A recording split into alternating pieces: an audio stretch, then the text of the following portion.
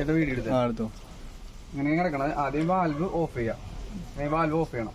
എന്നിട്ട് വാൽവ് ഇതാക്കിയിട്ട് നേരെ കാണാം ഇങ്ങനെ തിരിക്കണം. ഇത് നോക്കി ഇവിടെ നോക്കി ഇത് തിരിച്ചിട്ട് കണ്ടാ സാധനം കണ്ട രണ്ടിക്കൊന്ന് നിർണം. രണ്ടിക്കൊന്ന് നിന്നിട്ട് ഇതിവിടെ ഓണാക്കാം. ഓണാക്കുമ്പോൾ ഇവിടെ അഴുക്ക് പോകും. അഴുക്ക് പോയിട്ട് കുറേ ഇങ്ങനെ അഴുക്ക് പോയിക്കൊണ്ടിരിക്കും. എന്നിട്ട് വെള്ളം തെളിയും. വെള്ളം തെളിഞ്ഞ് കഴിയുമ്പോൾ ഇത് ഓഫ് ചെയ്യാം. ഇത് ഓഫ് ചെയ്തിട്ട് ഇത് പിന്നെ ഞെക്കാം.